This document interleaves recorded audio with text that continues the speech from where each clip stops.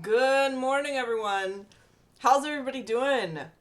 Hello, hello. I see Sam Peterson in the chat. I see Mia. I see Steve and Sean and Abdo. Austin, it's good to see everybody. My name is Voodoo Val, and I'm going to be your host this morning for a mock-up themed Photoshop Daily Creative Challenge. I'm super excited about it. I think this one is going to be a lot of fun just because I think creating mock-ups from scratch is one of the things that I honestly thought was going to be so hard and so difficult to do. And once I figured out how to do it, I realized I could make mock-ups anytime I want for any project that I was doing. And it's actually super fun and super cool to do. So we're going to jump into that today. But before we do that, I would like to show you folks how you can get involved in the challenge with me, how you can jump into the landing page and get your starter files and all that stuff so that you can work alongside me, and then where to post it. So if you folks actually head over to the landing page for the DCC, it is on behance.net/challenge/Photoshop.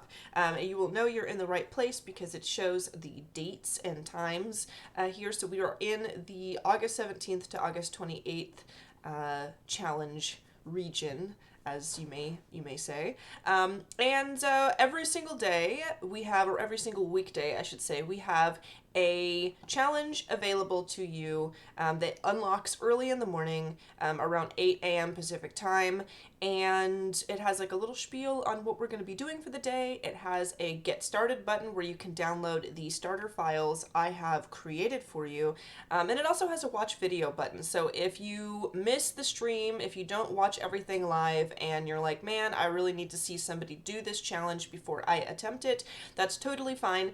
You can jump in here and click this watch video button. It'll bring you to the past broadcast. You can watch me create the challenge.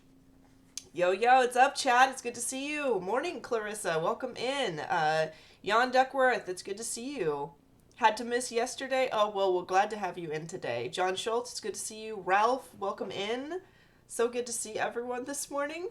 All right, so what we have done thus far in the challenge is we did a mood board on the first day where I went over how to use artboards in Photoshop, how to organize them, and how I like to put together mood boards and things like that.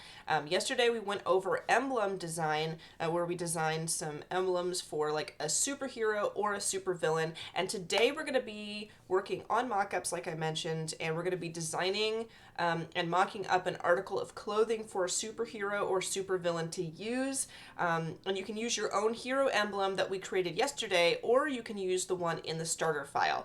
So these challenges for these 2 weeks are kind of heavily reliant on like reflecting back and going to our mood board where we kind of have all of our stuff stored. But don't worry, because you can always download the mood board even if you did not do all of those challenges. It is totally cool to download the mood board, and all of the starter files thus far do come with an example piece of design that you can use if you did not do any of the challenges. So you'll never be without what you need for the challenge. I've made sure of that. So if you actually go into the starter files, which I'm going to pull up my Photoshop real quick. I have actually painted for you guys a mask. I thought about doing a cape or doing like a superhero top or something, but I think I've done a cape in the past, and I feel like everyone would be expecting like a place to put the emblem like on a chest or something. If that is what you want to do, there's a lot of really awesome stock photos on places like Adobe Stock of like somebody holding like a button-up shirt open so you can see like a tight shirt underneath, and you can mock up your emblem there. I thought it would be cool to do a mask though, because the masks, I think, is something that a hero or a villain could wear, and all of our challenges are superhero, supervillain themed. So I tried to make it look as realistic as possible, and I've supplied it to you, and we're going to do a mock-up of this. I've got some emblems hiding in here that you folks can use, which are just hidden.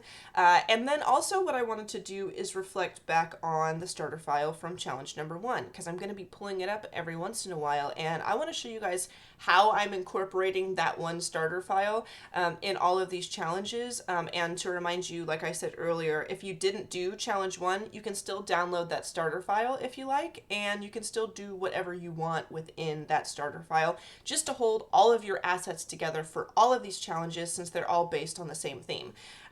So yesterday when we did the emblem challenge, I added a new artboard to my main starter file for the mood board called Finished. And so I added like a cool emblem in there that I made.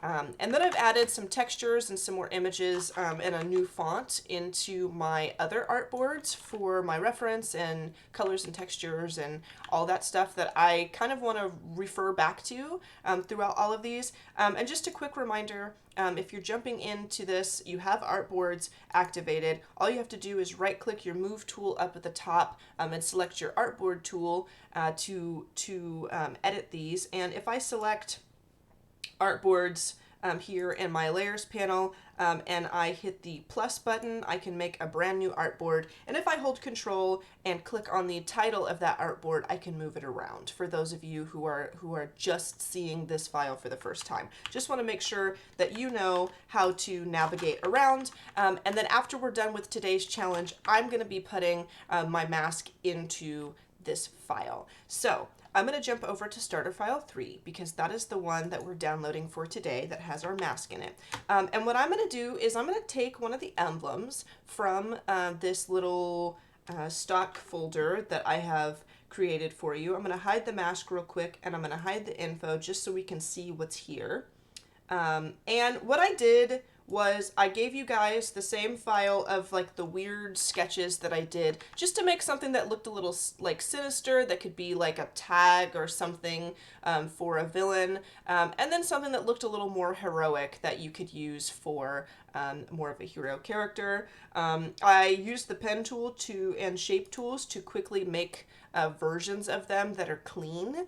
However, you don't have to use these. In fact, I'm not going to use the clean versions because since I used this emblem yesterday, I'm going to jump in to some designing with this version, and I'm going to leave it exactly as is. Like, I'm going to leave it as the sketch because I kind of like the gritty weirdness of the sketchiness for a villain, and I'm going to make a villain mask today. So I've selected this part of my sketches layer, and I'm just going to say Control J. So what that does is that just duplicated onto a new layer whatever was within my selection. I'm going to hide my sketches layer. I'm going to double click this, and I'm going to rename this Villains so I know which one I'm working with. I'm going to drag it out of my emblems folder here. And I'm going to resize this. So I'm just hitting Control T on my keyboard and kind of centering it because I really like this, and this is the one that I want to focus on here. Now, how do we create a mock-up? There's a lot of different components that go into creating mock-up, down to changing colors, down to adding things, adding textures and things to items, down to just basically trying to create an environment in which you can add your own branding to an item and make it look realistic. Now, obviously, we don't have time to go through all of those things today, so what I'm going to go over is kind of the main point, at least for me, when it comes to doing a mock-up, and that is opening up a smart object and editing everything inside that smart object to save and just have it update automatically to your main file. Because if you know how to do that, then you can pretty easily get in there and change colors and things and move stuff around the way you want. For me, that was the hardest thing that I just could not grasp, so I'm going to show you how to do it today. And what I'm going to do is, let me hide these. I'm going to pull up my mask, and I'm going to center this actually. I'm going to Control T and bring that up to the center here. And my mask is a smart object right now. If your mask is not a smart object, it will need to be for this. So make sure you right click and do convert to smart object for for this to work properly. Once it's a smart object, I can just double click this image, honestly, the image of that smart object layer. So if I double click that, it opens up into its own file that just has the canvas stretched to the borders of my mask, or whatever is on your file. If you decide you don't want to use the mask, you'd like to create your own kind of article of clothing, that's totally fine, but I'm just going to use what I have in the example here. And Sean is talking about artboards. The artboard title should be white since I use dark mode. I use dark mode too. I've noticed that. I have noticed that. All right, so now that I have this mask in here, I'm going to come back to my starter file. I'm going to grab my villains file, and you'll notice I just grabbed that layer, hovered it over the file that I wanted to add it into till it changed, and then now I can let it go in here, and now I have that villains icon in my file. And I'm going to place this right over the face of my mask here. I think it looks cool like this, especially once I start adding color to it. And so I'm just going to do that. I just think it looks neat. So I am going to change the color of this. I'm going to double click this. Actually, let's turn this into a smart object as well. Or maybe not. I'm going to change the color first, and then I'll turn it into a smart object, because I know I don't want to change it from the color that I'm going to have going.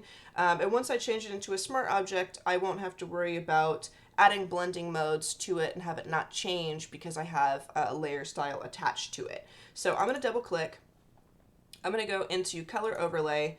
And I'm going to, I mean, this is pretty bright as far as reds go, but I'm going to leave it like that because when I put the blending mode on it, since my mask is such a dark color, I definitely want it to pop and show. So I'm going to leave it like that. I'm going to say, okay, I'm going to convert this to a smart object. And then what I'm going to do is I'm going to come down and I am going to go through my blending modes. Now, you may be wondering how I'm going through blending modes here. If you open your blending mode panel, which is just this little drop down over here above your layers, if you click that, you can hover over all of these blending modes in here and preview them if you like, kind of to see what you are going to use without having to apply them first. If you are on Windows, however, I don't believe this works with Mac, you can just click this, click normal, and so long as you don't click escape or any other thing in Photoshop and this blending mode box is highlighted blue, you can actually cycle through with your up and down arrow keys, which is usually what I do just so that I don't have to be looking over someplace else, looking at the list, which, you know, while I'm choosing them. So that's what I like to do. I don't know if that will work for you, but it definitely works for me. Color actually looks cool. Normally I would choose something else, but color for this looks pretty great. So what I'm going to do is I'm going to right click this villains icon and I'm going to say create clipping mask so it stays. That looks pretty neat. I realize that it's kind of an odd thing maybe to put on a mask, but and maybe I'm kind of reminiscing about like Suicide Squad kind of stuff for this mask, but I just love how it looks kind of like someone took like a big marker or paintbrush and just like kind of scribbled on this mask. And then what I'm also going to do is I'm going to add some highlights similar to what I did yesterday because that's just something I like to do. I think it makes everything look cooler that way. So I'm going to create a new layer with Control-Shift-N, and I should be naming them when that thing comes up. For example, let me go back. This new layer panel does come up and I can name my layer here. I have a bad habit of just hitting enter and then just making a layer with no title. So let's actually name this. Let's call this highlights, shall we? And we'll get into good habits together. So I'm going to call this highlights, and I'm also going to create a clipping mask from this. I'm going to grab my brush by hitting B on the keyboard, and I'm just going to use like an air brush. I've got a lot of Sam Peterson's brushes in here right now, actually, that I'm using. But this is the same as if I go into general brushes, as if you're using the soft round brush that just comes with Photoshop. So you guys can use one of those brushes. I'm going to use the airbrush. And what I'm going to do is I'm going to hold Alt to sample this red color, and I'm going to come in and I'm going to drop some colors just on these areas where I think should be catching a little bit of light. I'm going to grab my eraser and I'm going to kind of trim around the edges. And I am doing this with a mouse. A lot of times I know that I do some of these things with a stylus, and then folks in chat who predominantly use a mouse are like, what about me? I don't have a pen to draw with. So I'm trying to make sure that I show that I can do something like this with a mouse as well. So I've got this going on. I'm going to come back here and I'm going to add another round of blending mode to this, just to kind of like that. That gives it like a little highlight, makes it a little cooler. And I think that looks cool. The last thing I would want to do maybe is add color to this instead of leaving it black. I mean, the black version looks really cool. It looks really awesome. And maybe we'll save a version of that that is just plain black. But what I'd also like to do is put like a cool gradient on it. I'm sure you're going to be wildly surprised when I choose the color purple. But that's just what I like. So I'm going to actually use a gradient. I'm going to right click my paint bucket tool and select my gradient tool. And I'm going to come up here and make sure that my gradient is selected so that I have both my foreground and background colors available to look at here. And I'm going to change my color. So I'm going to change this red color to like a purple color, and I'm going to change the background color to like a dark blue, I think is what I'm going to go with. And then I'm going to just drag down here, do something like that. I'm going to put a clipping mask on that as well. And I'm going to throw that on a blending mode. And I might put this underneath the villain mask and things just so that it doesn't get obscured. And I'm going to go through my blending mode. That looks neat. That looks really cool. That's color dodge, and I like it, and I probably will return to it. Because I think it's, ooh, that one's cool too. But I think maybe color dodge is winning out here. So I'm going to go back. Even that was kind of cool. Ooh, with like the blue on the edges, that's kind of neat too. Okay, what do you guys think? Saturation or color dodge? I'm thinking actually I might go with saturation. I think that might be it. The color dodge is cool. It's got like some cool purples, but like the saturation just looks like more sinister. Gradient methods galore. Yes, indeed. I love it. So I made it late again. Welcome in, Jennifer Poole. Saturation says Reverb Mike. Saturation says Sam Peterson. Hey, masked party. Yes. Saturation says Chris Olson. All right. We're gonna go with saturation. I think it looks neat. I'm gonna hit save. So this is really important step. This is a really important step in this process. You have to make sure that you save this file after you're done editing this. Okay, so I'm gonna say Control S to save real quick, and then when I come over to my starter file 3 over here, ta-da! It has changed. And the thing that's cool about this is that if you were doing something other than a mask, for instance, something that was maybe in perspective or something like that, you could have this. Let's see if I do perspective. I'm gonna just warp this and make it awful for a moment. You could do this. You could have this in like a weird perspective. And when I double click this, it opens up just like this. And I could, for example, let me grab like a really garish, awful yellow that we can see. You could come in and you could add stuff all over this. And save it. And, ooh, let me actually put that on a clipping mask.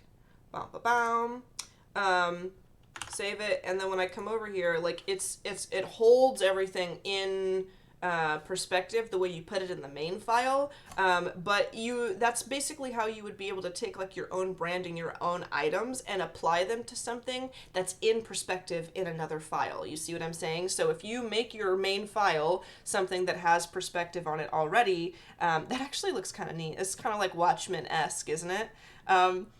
And you have your file made the way that you want it in perspective, with like cool lighting and everything. Then when you open that file, for the portion of your file that needs to have the branding added to it, you add it not in perspective. It allows you to create and design like a box, for example, that looks super cool, and then you can see what it looks like in perspective without actually having to try and warp everything and perspective transform everything into a certain way, and hope that it looks accurate. We are just going to leave it like this though, because it looks cool and that's good enough for me. So I'm going to grab my mask and I'm going to come over here to my first starter file and I'm going to drop this in because I've done a cool emblem. Now I've done a cool mask. And I'm going to leave this in here with all of my finished items that I have done. That looks pretty cool. This is like a mask I would want to wear for a cosplay or something. I like it a lot. I think it's neat.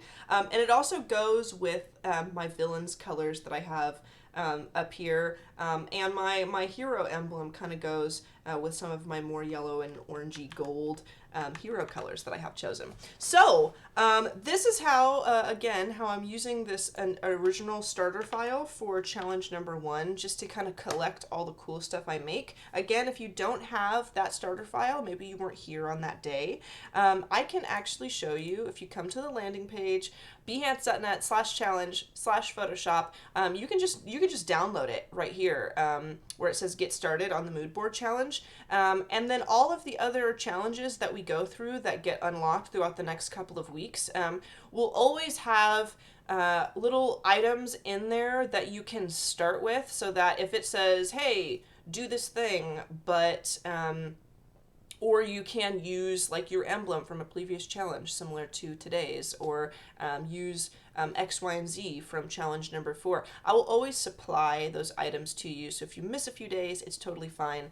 Yeah, if you have this mood board, then you can just kind of be like dropping in all the assets that you can return to, and it kind of gets you, I guess, used to returning to like a main master file and keeping to a proper branding. I guess that's kind of what a lot of this exercise is for me, is like keeping my eye on the ball, using colors that are what I'm supposed to be using, and making sure I keep all of the branding assets that maybe a client gives me in mind while I'm doing a bunch of different parts of the project. So hopefully that works for you folks. I am running out of time here, so the last thing I want to do is give you folks a shout out over on Discord. So if you guys go to the Discord, bit.ly/PS Discord, making sure that P and that S are capitalized, it will bring you to this nifty page right here where I'm going to show off some of your awesome work. So this is from, oh man, Pat. This is the supervillain emblem, the second supervillain emblem that Pat has done. And this is looking awesome. I love this gold leaf texture that looks so real and so cool. This is amazing. We've got some people coming in doing the art boards and the mood boards and getting their colors together still, which is awesome.